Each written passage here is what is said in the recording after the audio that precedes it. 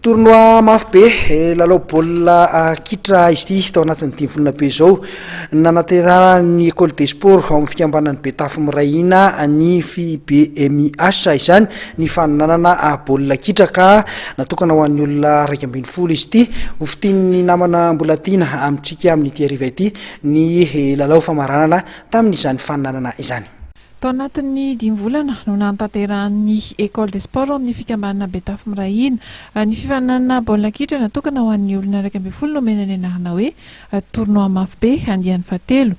Ny ekipan'ny FC Olympique Ambohim-Piananary no nibatany fandresena rehefa nandresy ny FCR ekipan'ny commune Betafy taorian'ny fananganana tir au but rehefa misaraka sala tsy nisy ny tokony rototra teo amin'ny feptaona ara-dalàna sy ny fanalavam-potoana. Ny alahady 9 aogositra lasa teo no nantanterahana ity lalao famarana ity tany amin'ny kianjana avaratsena Betafy Antsirabe Amboara sy Ondry no normbany ity ekipa mpandresy ity. Ho an'ny école des sports n'ity fikambanana ity izay tarihan'Andriamatoa Ratianiana Jean Théobert dia fombiazana izany ty andiany fahatelo tamin'ny fifananana mafy be ity. Tournoi mafy be andiany fahatelo izay karakaraina teto amin'ny kianjana avaratsena Betafy nandritra amin'ny 5 volana. Totoza Soamatsara androany fahenina ny volana aogositra 17 irariana dia nitohizana izany hetsika fanatanjahantena izany.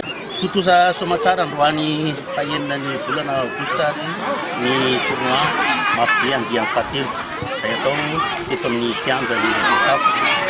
Izany tournoi izany moa dia andiany fahatelo efa nisy izany andiany voalohany tany amin'ny taona 2020 ary tany amin'ny taona 2020 koa ny andiany faharoa anatin'ny district irariana dia nitohizana izany hetsika fanatanjahantena. Fomba iray entina anatevenana ny fampitaovana ity sekoly ny fanatanjahantena ihany koa ity hetsika ity ny sekoly izay mandray ankizy valika hatramin'ny 17 taona ary natsangana ny taona 17 amin'ny andiany manaraka kosa dia mampanantena ny mpiarakara fa dia ahitana ny fandraisana anjaran'ireo commune misa 20 ao amin'ny distrikany Betafy.